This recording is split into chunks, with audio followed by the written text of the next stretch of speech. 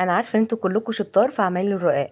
بس بجد لو عملت الرقاق الناشف او الطري بطريقتي دي هتدمنيه بجد، حرفيا طعمه مختلف تماما يا جماعه. دسم وطعمه غني جدا جدا.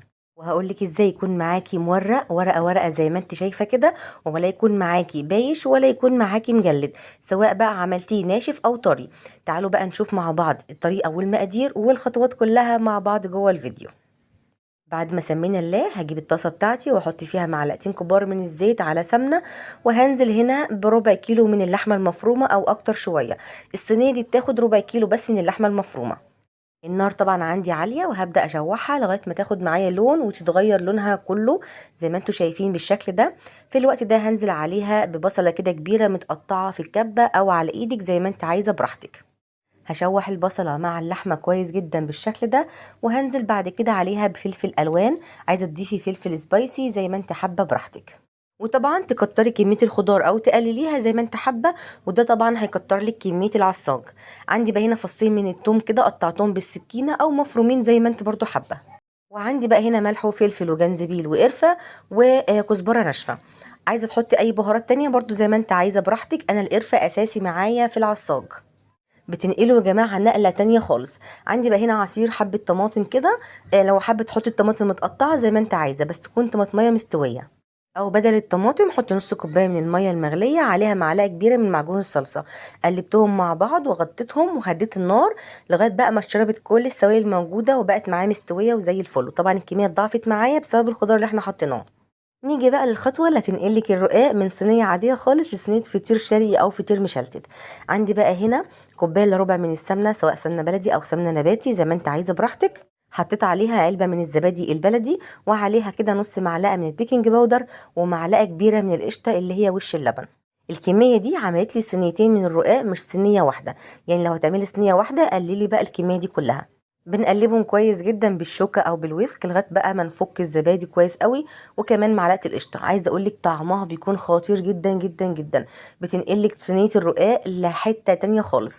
هجيب الصينيه اللي انا هشتغل فيها ودهنتها دهنه محترمه من السمنه والزيت، او سمنه بس ايه يعني طبقه كده حلوه محترمه عشان تحمرلك الطبقه اللي من تحت وتخليها مقرمشه. تعالوا بقى معايا ركزوا هنا، انا عندي هنا رقاق طري مش ناشف.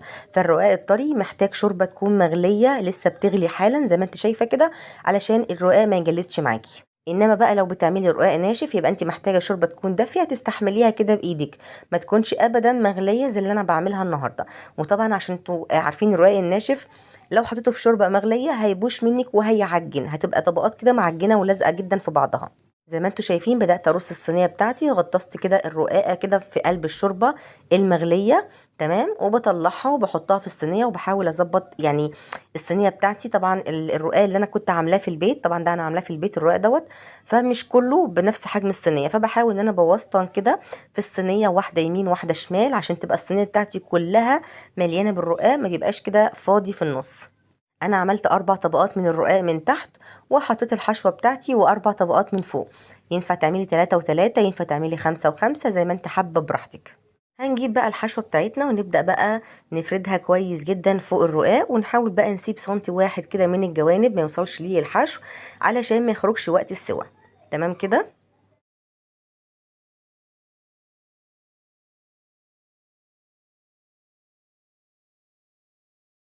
لو حابه بقى تحطي فوق الحشوه بتاعتك جبنه موتزاريلا، جبنه رومي، حلقات من الزيتون زي ما انت عايزه براحتك. انا بحب اعملها كده فلاحي على اصلها من غير اي افتكاسات. هرجع بقى احط الطبقات تاني من فوق. وطبعا الشوربه لو دافيه عندي او بردت شويه بحاول ان انا اسخنها تاني وتكون بتغلي.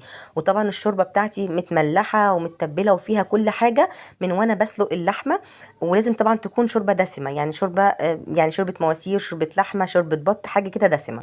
انا كده خلاص خلصت ال4 طبقات بتوعي اللي من فوق، ودهنت دهنه حلوه كويس قوي كده على الوش بخليط الزبادي اللي انا كنت عاملاه والسمنه. بالمعلقه بتاعتي كده قفلي الجوانب علشان الحشوه ما تخرجش وقت السوا. وزي ما قلت لك هتلزق كده معاكي في الصينيه. دخلتها الفرن سخنه على حراره 200، بتاخد معايا نص ساعه تقريبا لغايه ما تحسي ان هي اخدت معاكي لون من تحت، بتولعي لها الشوايه. وانا هنا كنت قلبتها على الناحيه التانية، عايزه اوريكم قد ايه هي مستويه جدا ومقرمشه جدا. طبعا لو انت حابه الفطير بتاعك يكون مقرمش كده وقت الاكل بتسيبيه مش بتغطيه. لو انت حابه ان هو يكون طري شويه ما يكونش يعني ناشف قوي او مقرمش قوي، بتديله رشه كده من الميه وبتغطيه باي صينيه، هتبص تلاقيه حن كده على بعضه وبقى طري جدا. شايفين التسوية ما شاء الله، ريحته حلوة جدا، واخد لون حلو جدا جدا ممتاز يا جماعة. بصوا الطبقات عاملة ازاي، الطبقات مش لازقة في بعضها، وطبعا ده علشان البيكنج باودر اللي احنا حطيناه مش بيخليه معجن، مش بيخليه كده لازق في بعضه، بيخلي الطبقات كده متفردة من بعضها، وبيديله بصوا يعني بيخليها منفوخ. بتبص تلاقي كده الصينية في الفرن عندك كده منفوخة كده في الفرن، مش لازقة في بعضها. والزبادي مدياله طراوه مع معلقه القشطه اللي احنا حطيناها، بجد مخليه طعمه غني جدا ودسم جدا جدا. اتمنى تجربوه بالطريقه دي، انا واثقه ان هو هيعجبك جدا وهتحسي ان هو مختلف تماما عن اي طريقه انت عملتيها قبل. انا النهارده ما حبيتش احط لبن خالص في الشوربه اللي انا بسقيه فيها، اكتفيت بقى بمعلقه القشطه والزبادي، قلت بقى هم هيقوموا بالغرض، وبجد كان اختيار خطير. اتمنى تجربوها بالطريقه دي ومستنيه رايكم.